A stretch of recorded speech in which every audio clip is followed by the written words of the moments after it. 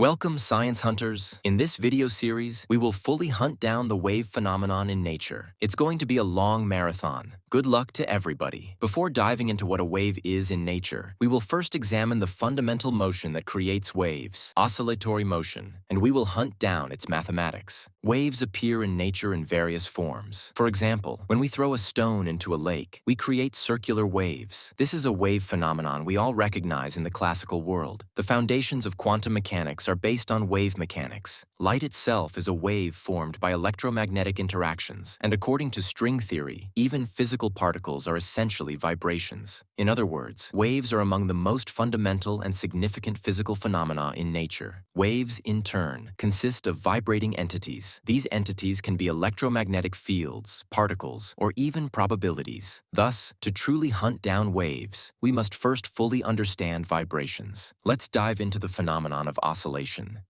Oscillation is the fundamental mechanism that generates wave phenomena. It refers to the periodic motion of a system around an equilibrium state. For example, if we observe a mass spring system oscillating around its equilibrium point, we can recognize this as vibrational motion. These systems undergo and sustain oscillatory motion due to a certain influence. In classical objects, this influence comes from forces, whereas for electromagnetic oscillations, it arises from the interaction of fields, and for quantum states, it can be the interaction of probabilities. For the mass spring system we observe, the restoring force provided by the spring is what generates the oscillation. Since this is a classical system, Newtonian mechanics fully applies. Therefore, when formulating our differential equation, we will use Newton's force equation. Before diving into the mathematics of oscillation, let's analyze different mass spring systems to hunt down the characteristics of oscillatory motion. A mass spring system is normally at rest, where the weight of the mass and the restoring force of the spring are equal and opposite, keeping the system in equilibrium. If we apply energy to this system, by stretching it beyond its equilibrium point, it will oscillate indefinitely in the absence of friction. Since the system does not lose energy, the mass will move back and forth, continuously repeating its motion. This is a simple oscillatory motion. Observing this motion, we see that the mass moves up to a certain maximum displacement. This maximum displacement is called amplitude A, and it is directly related to the system's energy density. When solving the equation of oscillatory motion, this property will be essential. Even if different mass spring systems are stretched to the same point, they oscillate at different speeds. This oscillation speed is a characteristic that distinguishes each mass spring system from another and is associated with frequency. Frequency is the number of oscillations the system completes in 1 second. Another quantity related to frequency is period, which depends on the oscillation speed. Period is the time it takes to complete one full oscillation. From these observations, we can deduce the relationship between frequency and period as follows. As you can see from the equation, the period is represented by t, while frequency is represented by nu.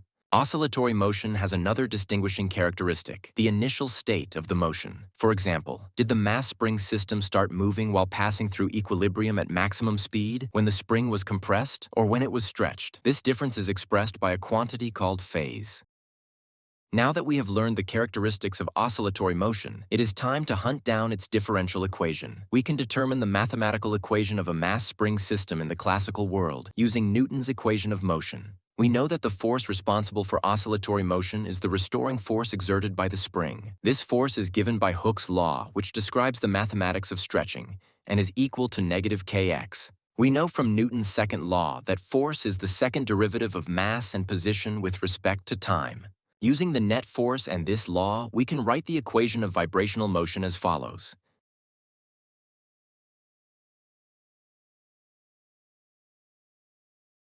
This equation fully expresses simple oscillatory motion mathematically. We will solve this equation from a different perspective, by analyzing the motion of oscillatory characteristics in phase space. We had seen the properties of oscillatory motions. Some of these properties could distinguish the oscillating system from other oscillatory systems. One of them was frequency, and the other was position. If we examine these two properties of the mass spring system in phase space, we obtain a circle. The equation that gives this shape in geometry is r of theta equals sine of theta, or r of theta equals cosine of theta. In this equation, r is displacement, and theta is the product of frequency and time. If you ask why theta is the product of frequency and time, the answer is that the position of an oscillatory motion depends on the time elapsed after the event started, and the frequency, which determines the speed of the oscillation. Since theta determines the value of the sine function, it equals the product of frequency and real time. Since the frequency value depends on the speed of oscillation, the frequency used in finding theta is called angular velocity or angular frequency and is denoted by omega. Also, if the argument of the sine function is given in degrees instead of radians, the frequency value must be multiplied by 2 pi. To determine the state of the oscillatory motion at the moment we start observing it, we derived the phase property. Since the values of sine and cosine in these functions give the position of the oscillatory motion, adding a phase term to their argument allows us to control the initial oscillation position. Oscillatory motion had another characteristic, which was the quantity called amplitude. The amplitude value is a measure of how far an oscillating system can go from its equilibrium point. The equation obtained through the solution has an amplitude equal to the maximum value of the sine function, which is 1 unit away. Therefore, this equation must be multiplied by a, representing the amplitude. In mathematics, if an equation has more than one solution, the general solution is the sum of these solutions. This equation represents the mathematical expression of a system undergoing simple oscillatory motion and fully describes how it evolves over time. The values of A, B, and the phase are determined according to the initial conditions of the oscillatory motion, allowing us to obtain the specific equation for that motion. So, what is the value of the angular frequency? To answer this question, we need to look at our motion equation. Let's substitute a particular solution into the equation and determine what affects the frequency value in a mass spring system. Let's take A equals 1 and phase phi equals 0.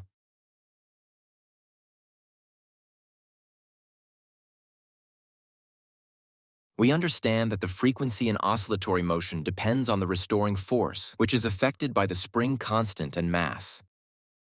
In fact, the equation of oscillatory motion has another solution. This solution exists in the complex number space. This solution is e to the I theta. We had seen that theta is replaced by omega t, and its negative counterpart is also a solution. From Euler's equation, we know that e to the power of I theta is equal to cos theta plus I sin theta. As can be understood from here, the expression e to the I omega t actually contains the most general solution expression, which includes our previously found real space solution cos theta plus sin theta. The complex space expression contained in this solution is a feature frequently used in quantum mechanics. We must not forget the phase property in this solution. In quantum mechanics, this phase property is important. Therefore, if we write the most general solution of simple oscillation, in this solution, A, B, and phase constants are found according to initial conditions, and the frequency is determined by using the solution in the oscillation equation. In this video, we captured the fact that a wave consists of oscillations and analyzed the equation and solution of simple oscillatory motion. This was our first step in capturing the fundamental behavior of nature, which is the wave phenomenon. In the next video, we will dive deeper into oscillatory motion, examining damped oscillations interacting with their environment and coupled oscillatory systems. See you soon!